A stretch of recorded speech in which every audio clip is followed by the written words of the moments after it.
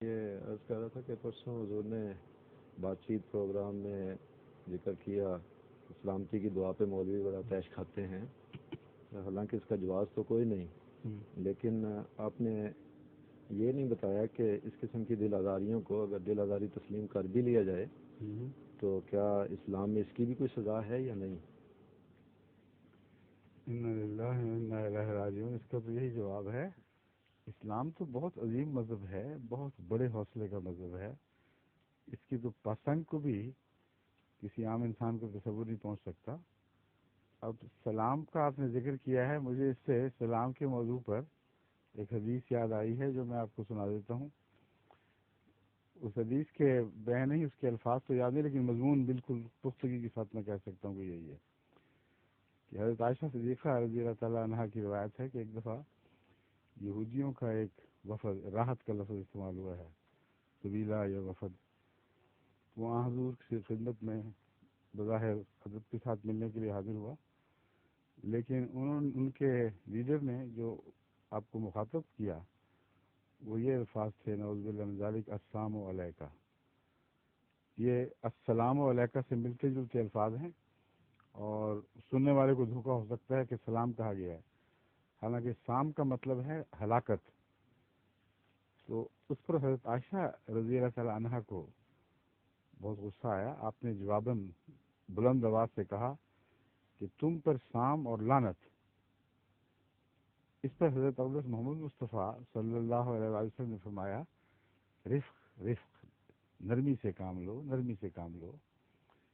اس طرح جو قوموں کے لوگ آتے ہیں ان کے ساتھ اس طرح سلوک ہی کیا گیا کرتے ہیں۔ حضرت عائشہ صدیقہ رضی اللہ تعالیٰ عنہا نے تاجر سے پوچھا کہ یا رسول اللہ، آپ نے سنا نہیں انہوں نے کیا کہا تھا؟ ہمیں فرمایا ہاں میں نے سنا تھا، لیکن میں نے یہ کہا تھا علیکم السلام یا علیک السلام، یہ لفظ مجھے یاد نہیں، علیکم یا مراد یہ ہے کہ تجھ پر یا تم پر سام ہو۔ میں نے جواب دے دیا، تو اتنا ہی کافی ہے۔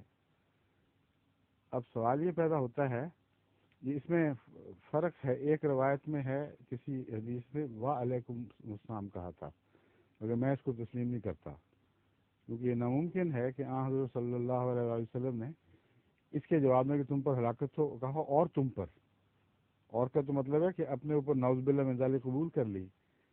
تو وہ جو روایت ہے جس میں صرف علیکم السلام ہے وہ بہت زیادہ قرین قبولیت کے لائق ہے ہی وہی بات۔ آپ نے واہ نہیں فرمایا بلکہ علیکم السلام یا علیک السلام۔ تو اب اس میں کئی سوال اٹھتے ہیں۔ سب سے پہلی بات یہ ہے کہ حضرت اقدس محمد مصطفیٰ صلی اللہ علیہ وآلہ وسلم کو مخاطب کر کے نعوذ باللہ من ذالک آپ کو ہلاکت بھیجی گئی، اور یہ واقعہ مکے کا نہیں مدینے کا ہے، جبکہ اللہ تعالیٰ کی طرف سے اس شہر پر غلبہ نصیب ہو چکا تھا، اور آن حضرت صلی اللہ علیہ وآلہ وسلم کو متفقہ لیڈر تسلیم کر لیا گیا تھا۔ مدینے کے چارٹر میں یہ بات کھول دی گئی تھی کہ ہر معاملے میں حضرت محمد رسول اللہ نہ کہا گیا ہو، مگر محمد کا جو فیصلہ ہے وہی آخری ہوگا، اسی کے ذریعے فیصلے طے ہوں گے۔ اس وقت بھی جبکہ غلبہ نصیب ہو چکا ہے، بجائے اس کے کہ سزا مقرر فرمائیں کہ تم نے نبیوں کے سردار پر ہلاکت بھیج کر اپنے اوپر ہلاکت ڈالی ہے، اور اس کی سزا میں تمہیں قتل کیا جائے گا یا کسی اور عذاب میں مبتلا کیا جائے گا، اس کی بجائے حضرت عائشہ صدیقہ رضی اللہ تعالیٰ عنہ نے جائز بات کہی ہے، کوئی دل آزار بات نہیں تھی، ان کا جواب دیا ہے، لیکن جواب کی طرز میں شدت تھی۔ اور حضرت محمد مصطفیٰ صلی اللہ علیہ وآلہ وسلم کا دل دیکھیں کتنا پاک دل ہے، کتنا عظیم دل ہے، کہ ان کی اس بات کو پسند نہیں فرما رہے، کہتے نرمی سے کام لو، نرمی سے کام لو۔ یہ محمد رسول اللہ ہیں جن کے ہم غلام ہیں۔ یہ ملا کس کے غلام ہیں؟ ان سے پوچھو، مجھ سے کیا پوچھتے ہو؟ ان سے پوچھو انہوں نے کہاں سے یہ تعلیم حاصل کی ہے کہ کوئی سامنا کہے، السلام کہے تو پھر بھی اس پر لانتیں ڈالو اور اس کو گلیوں میں گھسیٹو اور اس کو سزائیں دلواؤ۔ آپ کے اس بات کہنے پر مجھے واقعہ یاد آ گیا جو بین ہی اسی طرح ہمارے وہاں کی عدالتی پولیس کی کارروائی میں درج شدہ ہے، اور وہ غالباً ہزارے کسی شہر کا واقعہ ہے۔ وہاں ہمارے چند احمدیوں کو اس بات پر سزا دی گئی کہ ان میں سے ایک نے راہ چلتے کسی مولوی صاحب کو السلام علیکم کہہ دیا۔ ہنگامہ کھڑا ہو گیا، لوگوں کو اکٹھا کر لیا گیا، اس غریب کو مارتے کوٹتے گھسیٹتے ہوئے عدالت میں لے کے گئے، تھانے میں لے کے گئے، اور تھانے دار ایسا ظالم تھا کہ اس نے ان کو ٹوائلٹ میں گندی جگہ میں بند کیا۔ حوالات کی بجائے، حوالات بھی گندے ہی ہوتے ہیں پاکستان میں، لیکن ساری رات اس خبیث بدبودار جگہ میں ان کو بند رکھا۔ یہ سزا ہے کہ تم نے السلام علیکم کیوں کہا؟ یہ دین کس کا ہے؟ قرآن اور محمد رسول اللہ کا دین تو نہیں۔ پتہ نہیں کہاں سے ان لوگوں نے تعلیم حاصل کی ہے، کن کوڑوں میں پل کے انہوں نے دین سیکھا، نعوذ باللہ من ذالک۔ قرآن اور حدیث کا تو نام لیتے ہوئے ان کو شرم آنی چاہیے۔ اس کے وہ جو واقعہ میں نے بیان کیا ہے تھانے دار کا، ایک یہ بھی تھا، لیکن ہر قوم میں اچھے بھی ہوتے ہیں، برے بھی ہوتے ہیں، بیوقوف اور سمجھدار بھی، بڑے بڑے دیانتدار بھی ہیں پاکستان میں، تھانے داروں میں بھی اور پٹواریوں میں بھی۔ جو لوگ ایسی جگہ پر ہوں جو رشوت کے مقامات ہوں اور وہاں بچتے ہوں، ان کے خدا کے ہاں بڑے مقامات ہوتے ہیں۔ تو اللہ تعالیٰ قوم میں شرافت کو بھی بڑھائے اور شرافت میں جرت بھی پیدا کرے۔ یہ دو ضروری باتیں ہیں جو قوم کو بچانے کے لیے لازم ہیں۔ بہرحال ایک تھانے دار کا میں نے ذکر کیا جس نے یہ ظلم کیا، ایک اور کا سن لیجئے قصہ۔ یہ اسلام آباد کی بات ہے۔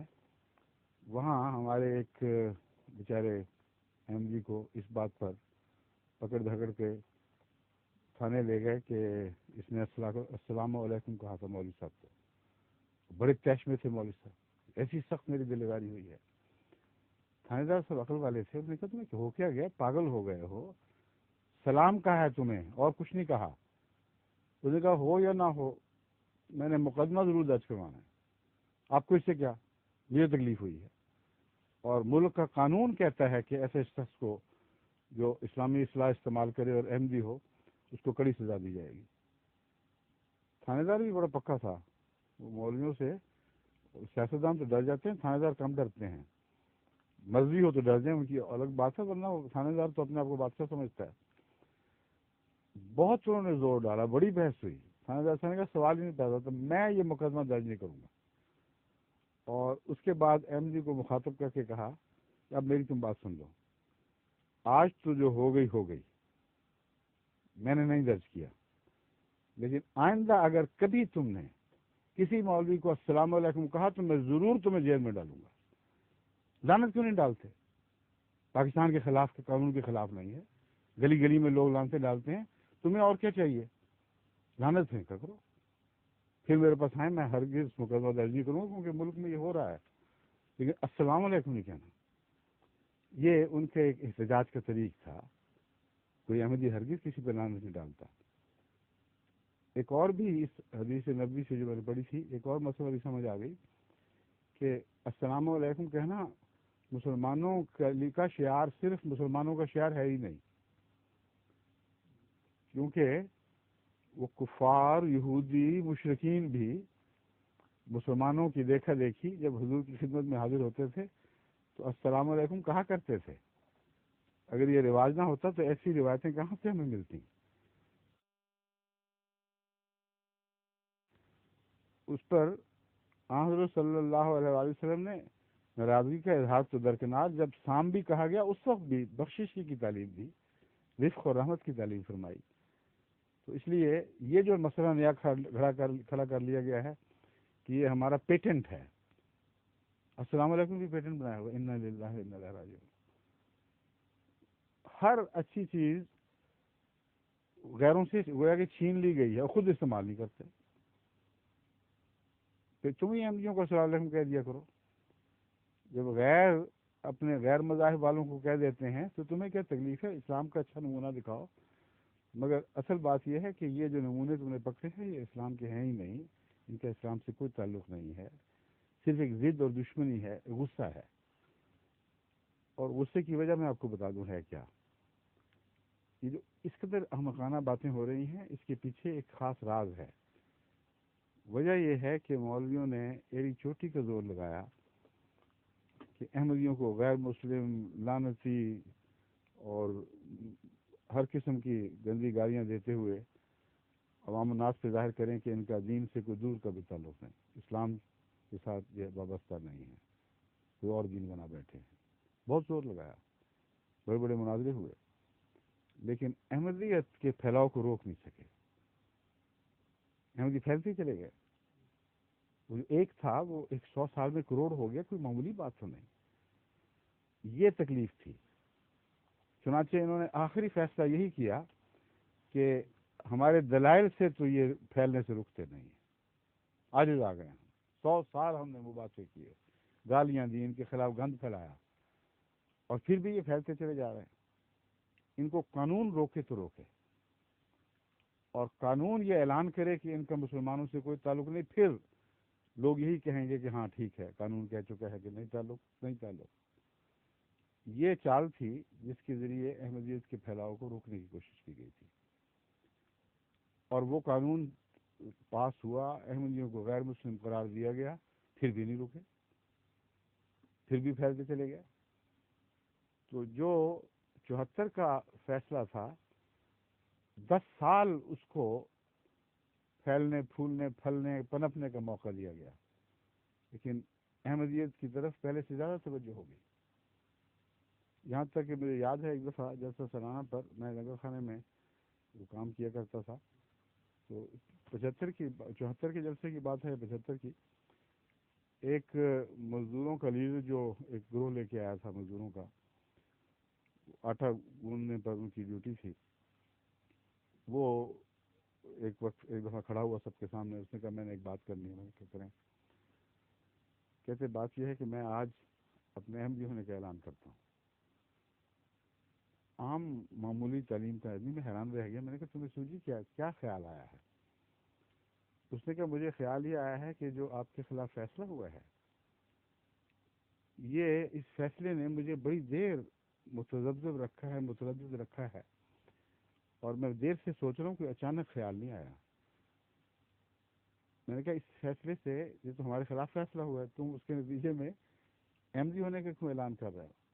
اس نے کہا بات یہ ہے کہ ہمارے مولوی اسٹیجوں پر چڑھ چڑھ کر ہمیں بتایا کرتے تھے کہ حضرت اقدس محمد رسول اللہ صلی اللہ علیہ وسلم نے فرمایا ہے کہ امت جب متفرق ہو جائے گی، فرقوں میں بٹ جائے گی، تو 72 فرقے ایک طرف ہوں گے اور ایک جماعت ایک طرف ہوگی. اور جو 72 فرقے ہیں ان کے متعلق فرمایا ہے، اس نے کلہم فی النار کی بجائے یہ کہا کہ وہ جہنمی ہیں.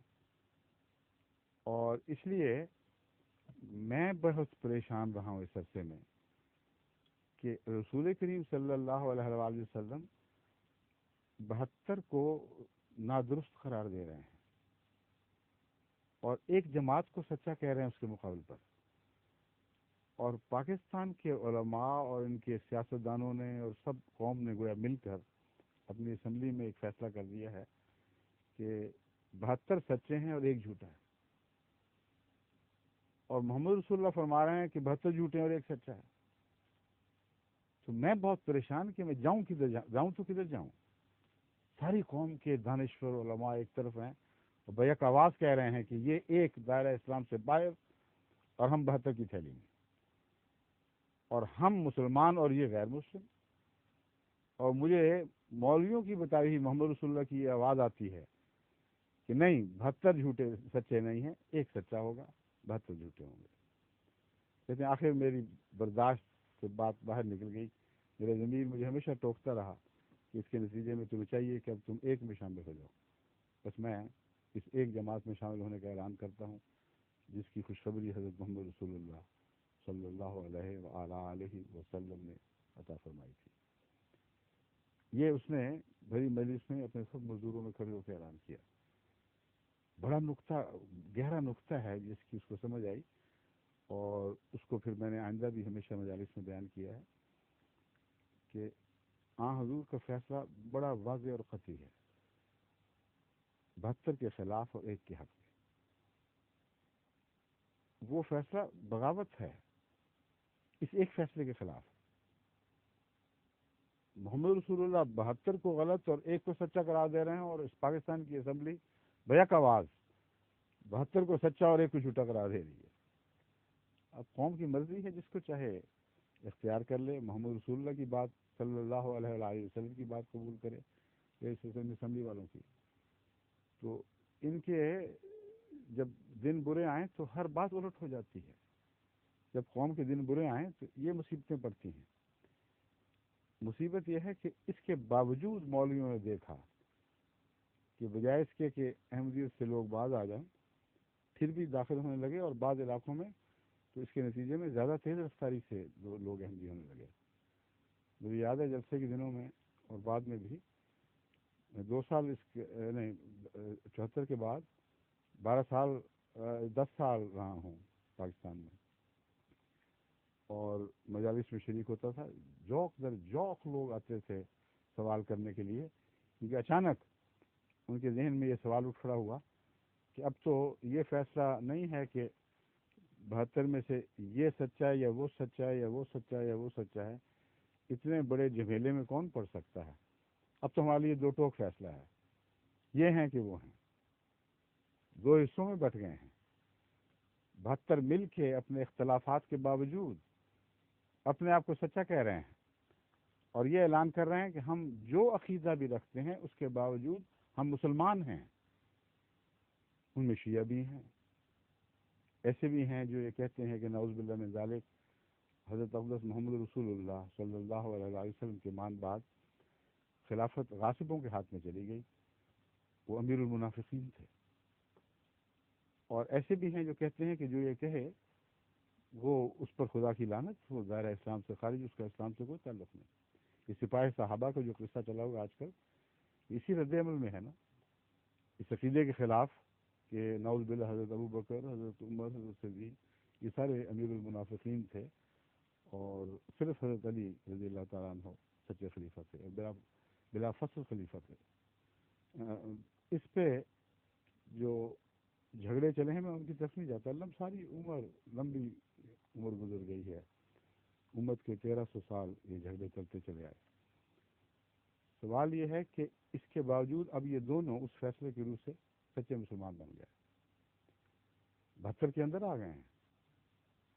ان کو یہ پاکستان اسمبلی کا تحفظ حاصل ہو گیا ہے کہ تم بے شک یہ عقیدہ رکھو، اور سچوں پر تبرہ کرنے کا عقیدہ بھی رکھ لو، تبھی تمہارے اسلام کو کوئی فرق نہیں پڑتا. دوسری طرف بریلویوں اور وہابیوں کا جھگڑا ہے. ان میں بنیادی فرق یہ ہے کہ بریلوی حضرت صلی اللہ علیہ وآلہ وسلم کو نہ صرف یہ کہ نور مانتے ہیں، بلکہ یہ بھی اصرار کرتے ہیں کہ حضور صلی اللہ علیہ وآلہ وسلم عالم الغیب تھے. آپ کو غیب کے علم میں گویا خدا کے برابر نہیں تو اس سے ملتا جلتا درجہ حاصل تھا. اور یہ بھی مانتے ہیں کہ وہ ان معنوں میں زندہ ہیں کہ جب آپ حضرت رسول اکرم صلی اللہ علیہ وسلم کا ذکر کرتے ہیں تو آپ کی مجلس میں وہاں سامنے آ کھڑے ہوتے ہیں. تبھی میلاد کی مجالس میں عوام الناس دیکھا دیکھی کھڑے ہو جاتے ہیں، ان کو پتہ نہیں کہ کیوں کھڑے ہو رہے ہیں، لیکن اس کے پیچھے یہ عقیدہ ہے کہ جب تم رسول اللہ صلی اللہ علیہ وسلم کا نام لیتے ہو وہ تمہارے سامنے آ کھڑے ہوتے ہیں. اب اس کی تفاصیل میں جانے کی ضرورت نہیں ہے، نہ موقع ہے. یہ گستاخی ہے، اگر کوئی گستاخی رسول ہے تو یہ ہے کہ ہر کس و ناقص کی آواز پر رسول اللہ صلی اللہ علیہ وسلم وہاں پہنچ جاتے ہیں، نعوذ باللہ من ذالک. حالانکہ اللہ کے حضور ہیں، وہ اس ملأ اعلیٰ میں ہیں جس تک آمد الناس کیا بڑے سے بڑے عالم کا بھی تصور نہیں پہنچتا. اور یہاں یہ حال ہے کہ ذکر کرو اور حضور حاضر. بہرحال یہ جھگڑے چلتے رہے، ایک دوسرے کو پکا کافر، دائرہ اسلام سے خارج، یہاں تک سخت فتوے دیے گئے کہ اب وہ فتوے پڑھتے ہوئے تکلیف ہوتی ہے، سنتے ہوئے بھی لوگوں کو تکلیف ہوگی. میں تفصیل میں نہیں جاتا، اتنا بتا دیتا ہوں کہ ایک دوسرے کے خلاف کافر بلکہ اکفر کے لفظ استعمال کیے گئے. ان کا کفر یہودیوں، عیسائیوں، مشرکوں سے بھی بڑھ کر کفر ہے، یہ لفظ استعمال کیے گئے۔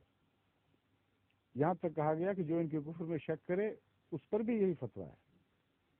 یہاں تک کہا گیا کہ ان کی بیوی بچے ان پر حرام ہو گئے ہیں، ان کی شادی ہو ہی نہیں سکتی، کیونکہ ایسے کافر کو خدا کی طرف سے شادی کا کوئی حق نہیں ہے۔ اگر جانور سے بھی کریں، نعوذ باللہ من ذالک، یہاں تک ان کی عقل پہنچی ہے کہ اگر جانور سے بھی کریں اور اولاد ہو جائے تو وہ بھی ناجائز اولاد کہلائے گی، ان کا کوئی ورثہ نہیں۔ یہ سارے جھگڑے اپنی امت کے یہ لوگوں سے چھپائے ہوئے، اب امت کو تو نہیں کہنا چاہیے نعوذ باللہ من ذالک، اپنے آپس کے جھگڑے لوگوں سے چھپائے رکھے ہیں، اور صرف جماعت احمدیہ سے اختلاف کو اپنی طرف سے غلط معنی پہنا کر بڑھا کر بتاتے رہے۔ جو کچھ ہوا گزر گیا، میں یہ بتانا چاہتا ہوں کہ 1974 میں جو فیصلہ ہوا، اس فیصلے کی روح سے صرف مسلمان وہی ہے جو لا الہ الا اللہ کے ساتھ مرزا غلام احمد قادیانی کا انکار کرے اور انہیں نعوذ باللہ جھوٹا سمجھے۔ اس کے علاوہ وہ 72 فرقے جو چاہیں عقیدہ آپس میں رکھیں، ہر عقیدہ مسلمان ہے۔ اس دن ایک قسم کی وحدت امت کو نصیب ہوئی ہے، مگر کیسی وحدت؟ وہ وحدت یہ ہے کہ رسول اللہ صلی اللہ علیہ وسلم کو بشر نہ سمجھو، نور سمجھو، عالم الغیب سمجھو، تب بھی تم سچے ہو، اور اگر تم ایسا سمجھنے والوں کو جھوٹا اور کافر سمجھو تب بھی تم سچے ہو۔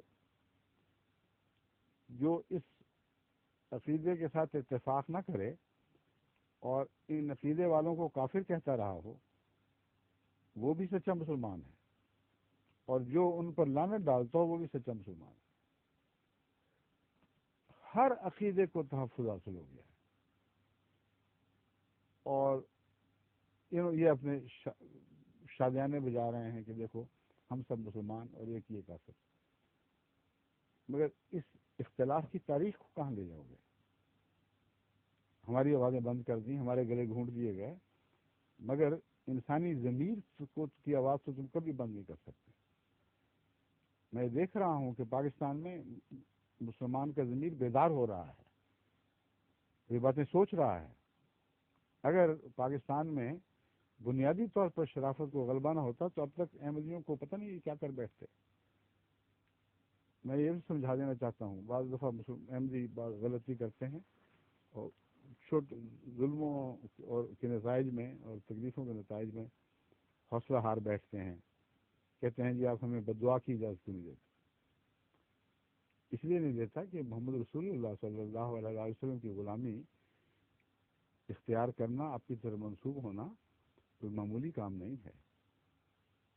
ہاں، حضرت صلی اللہ علیہ وسلم کا تو یہ حال ہے کہ اپنے ان لوگوں کو جنہوں نے آپ کو شدید تکلیفیں پہنچائیں، سرتا پا لہو لہان کر دیا، زخموں سے چور کر دیا، ان کے لیے بھی بددعا نہیں مانگی، بلکہ یہ کہا اللہم اہد قومی فانہم لا یعلمون، اللہم اہد قومی فانہم لا یعلمون، اے میرے اللہ میری قوم کو ہدایت دے، یہ جانتے نہیں ہیں کہ کیا کر رہے ہیں۔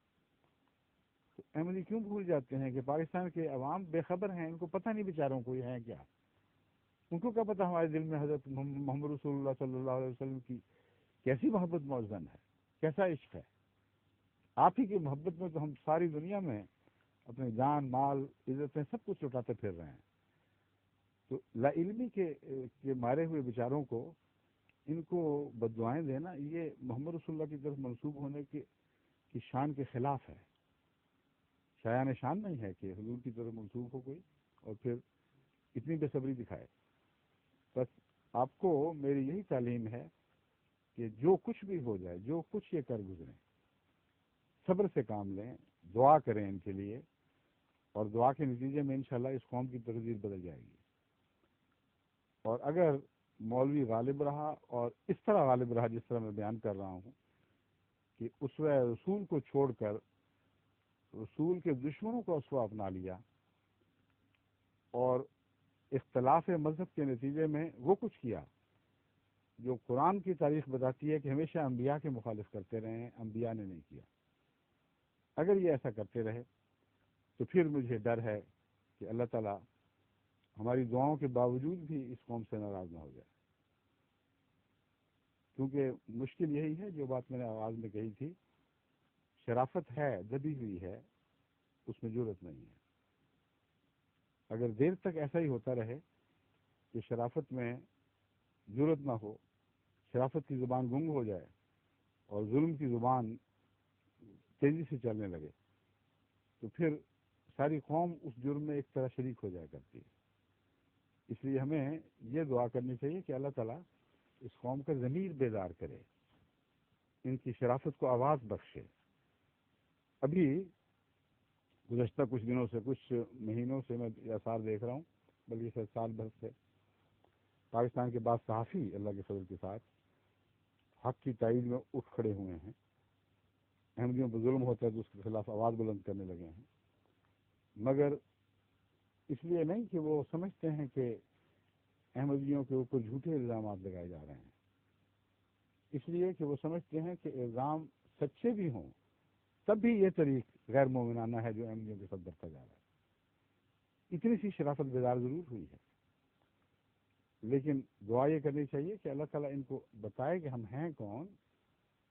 ہم اسلام کے عاشق، محمد رسول اللہ کے عاشق، آپ کے غلاموں کے عاشق، ہم وہ ہیں، اس کی بیعت کی ہے جس کی آواز یہ ہے کہ جان و دلم فدائے جمال محمد ہے۔ حضرت مسیح موعود علیہ السلام عرض کرتے ہیں میری جان، میرا دل فدائے جمال محمد، محمد کے جمال پر قربان ہو۔ خاکم نثار کوچ ہے آل محمد، محمد کے آل کے کوچے میں میری خاک اڑ جائے، ایسا عاشق ہوں میں۔ ای چشمہ رواں، اس سے پہلے دوسرا شعر ہے،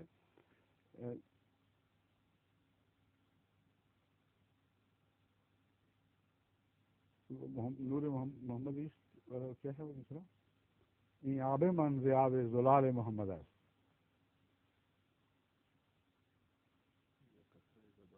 وہ بات کی خیر، دوسرا مصرع اس کا جو پہلا مصرع میرے ذہن سے بھی اتر گیا ہے، ویسے مجھے یاد تھا، آب مان آب زلال محمد ہے، یہ پانی جو میری طرف سے خیر کا پانی بہتا ہوا دیکھ رہے ہو، یہ محمد رسول اللہ کے میٹھے پانی میں سے کچھ ہے۔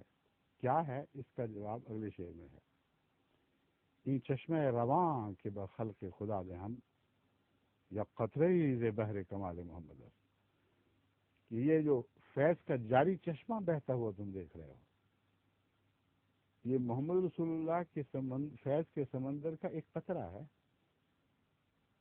یہ مجھے نسبت ہے۔ آپ کے فیض کے سمندر کا ایک قطرہ میری ذات میں داخل ہو کر مجھے فیض کا ایک چشمہ رواں بنا گیا ہے، ایک جاری چشمہ بنا گیا ہے۔ حضرت مسیح موعود علیہ السلام کا کلام کوئی دنیا کا شریف النفس انسان پڑھے تو وہ تصور بھی نہیں کر سکتا کہ ہر اختلاف کے باوجود بھی اس شخص کو پورے لفظوں سے یاد کرے۔ جو محبوب کی تعریف میں اس طرح رتب اللسان ہو وہ اچھا لگتا ہے۔ حضرت صلی اللہ علیہ وآلہ وسلم کو یہ چیزیں جن کو یہ مسلمانوں کی جاگیر بنا بیٹھے ہیں، یہ غیروں کی زبان سے بھی اچھی لگا کرتی تھی۔ ایک دفعہ ایک غزوے کے موقع پر ایک جگہ ٹھہرے تو ایک مشرک نے اذان سیکھ لی، صحابہ کو اذان دیتے ہوئے دیکھا، تو حضرت صلی اللہ علیہ وآلہ وسلم نے بڑے پیار اور محبت سے اس کی اذان کی آواز سنی، حالانکہ وہ مشرک تھا۔ مشرک سے بھی کلمہ لا الہ الا اللہ محمد رسول اللہ کا سنا تو حضور صلی اللہ علیہ وسلم کا دل باغ باغ ہو گیا۔ اس کی وجہ یہ ہے کہ یہ انسانی فطرت ہے، اگر سچی محبت ہو تو اس محبوب کی جس سے محبت ہو اس کی تعریف سن کے دل میں لطف آتا ہے، یعنی دل حظ اٹھاتا ہے، انسان کو لطف آتا ہے، اور پیارے کی تعریف سن کو غصہ نہیں آتا، سوائے اس کے کہ یہ خطرہ ہو کہ دوسرے محبت کرنے والے اپنے محبوب کو مجھ سے چھین نہ لیں کہیں، یہ خطرہ ہو تو پھر غصہ آتا ہے۔ تو ان کو یہ خطرہ ہے اگر یہ ہمیں رسول اللہ صلی اللہ علیہ وسلم سے دور سمجھتے ہیں تو یہ خطرہ کیسے لاحق ہو گیا کہ ہمارے سلام اور درود پڑھنے سے رسول اللہ صلی اللہ علیہ وسلم ان کو چھوڑ کر ہماری طرف آ جائیں گے؟ اگر ان کی بات سچی ہے تو یہ اس خطرے کا تو سوال ہی کوئی نہیں. یہ تو ویسی انسانی فطرت کی بات ہے، جیسے غالب نے بھی ایک شعر میں کہا ہے کہ سب رقیبوں سے ہیں ناخوش، پر زنان مصر سے ہے زلیخا خوش، کہ مہر ماہ کے نہ ہو گئیں، یعنی وہ عورتیں جو زنان مصر کہلاتی ہیں. مطلب یہ ہے سب رقیبوں سے ہیں ناخوش، رقیبوں سے سب ناخوش ہوتے ہیں. اس لیے نہیں کہ وہ تعریف کرتے ہیں، اس لیے کہ خطرہ ہوتا ہے کہ محبوب ہمیں چھوڑ کر رقیب کا نہ ہو جائے. اس فلسفے کو غالب نے کیسے پیارے انداز میں بیان کیا. کہتا ہے کہ وہ زنان مصر بھی تو زلیخا کی رقیبیں تھیں، رقیب ہونے کے باوجود وہ ان سے ناخوش نہیں ہوئی. کیوں؟ اس لیے کہ وہ ماہ کنا تھا، وہ چاند تھا جس کی سب دنیا تعریف کرے تب بھی وہ سب کا رہتا ہے، اور یہ خطرہ نہیں ہوتا کہ اس کو چھوڑ کر اس کا ہو جائے. اور حضرت یوسف علیہ السلام کے تعلق میں یہ مضمون یوں بنے گا کہ وہ کسی کا بھی نہیں بن سکا، ان میں سے کسی کا نہیں تھا. وہ تو آسمان کا چاند تھا، یہ زمین کی عورتیں تھیں. ان کی تعریف سے اس کو خطرہ کوئی نہیں ہے. زلیخا کو وہ جانتی تھی کہ یہ عصمت کا شہزادہ ہے، میرے دام فریب میں نہیں آیا تو ان کے دام فریب میں کہاں سے آ جائے گا. بس جب وہ ان سے تعریف سنتی تھی تو اس کا دل خوش ہوتا تھا. حضرت محمد رسول اللہ صلی اللہ علیہ وآلہ وسلم تو سینکڑوں یوسفوں سے بڑھ کر حسین تھے. آپ تو آسمان کے سورج تھے، سراج منیرہ کا لقب اللہ تعالیٰ نے آپ کو عطا فرمایا ہے. اس سورج سے پیار میں تمہیں کیا رقابت ہے، کیا رقابت کی تکلیف ہے؟ یہ تو سب دنیا کے لیے محبوب بن کر چمکا ہے، جو کل عالم کا اور کل عالم کا سورج اور کل عالم کو روشنی دینے والا، کل عالم کی جان کا سہارا ہے.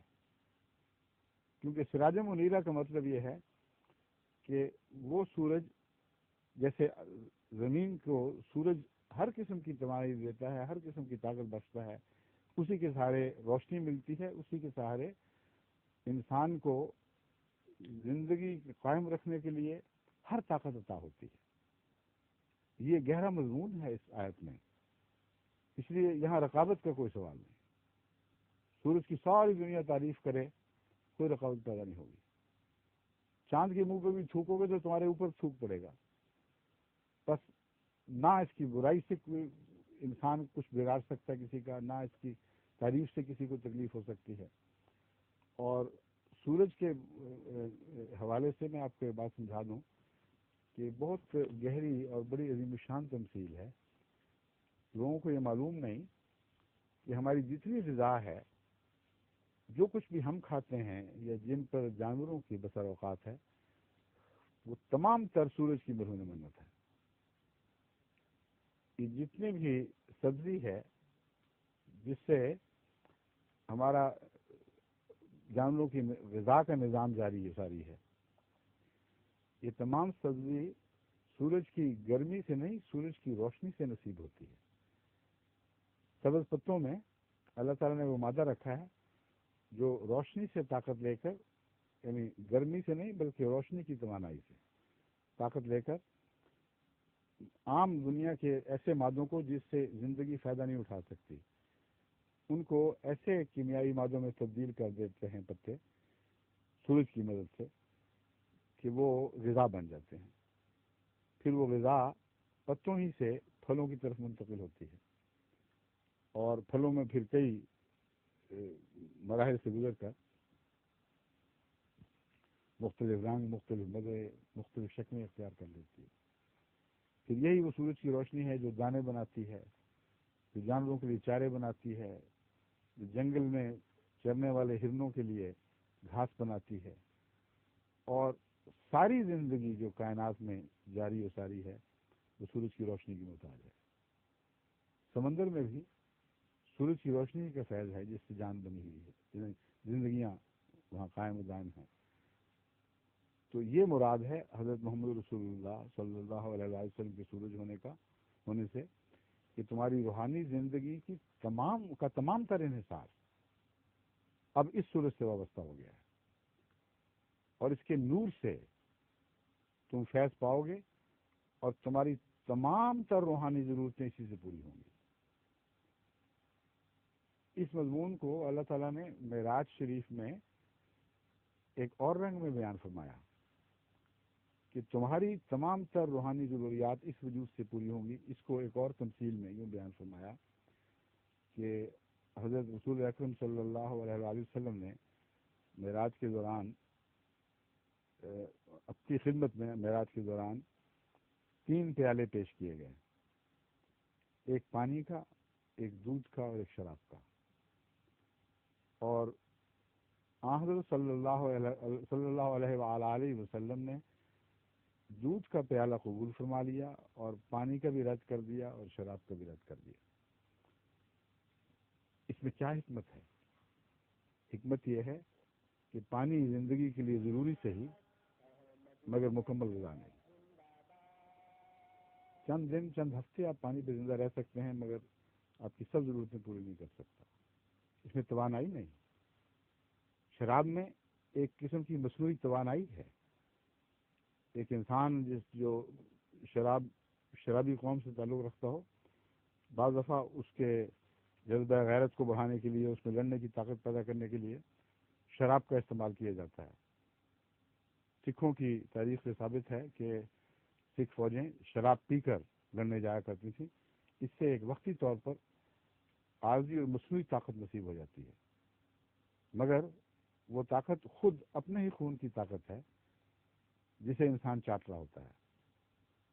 اس بلی کی طرح جو ریتی کو چاٹ رہی تھی اور اپنے خون کو خود پی رہی تھی اور سمجھتی تھی کہ میں بہت مزے کی چیز چاٹ رہی ہوں، یہاں تک کہ اس کی زبان جاتی رہی۔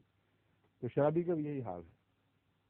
مگر دودھ وہ غذا ہے جس میں پانی بھی ہے، جس میں ہر قسم کی انسانی ضروریات کی چیزیں موجود ہیں۔ اتنی کامل غذا ہے کہ اگر پورے 2 سال بچہ صرف ماں کے دودھ پر پلے، اس کا جسم کا ذرہ ذرہ اس دودھ سے اپنی غذا حاصل کرتا ہے اور بڑھتا ہے۔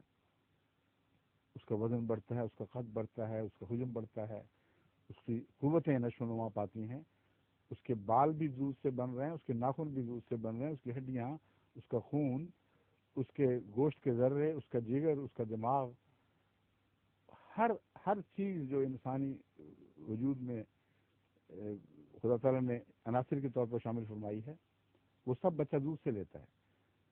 تو مراد یہ ہے کہ یہ وہ کامل نبی آ گیا ہے جس کے بعد دوسری کسی تعلیم کی ضرورت باقی نہیں رہی۔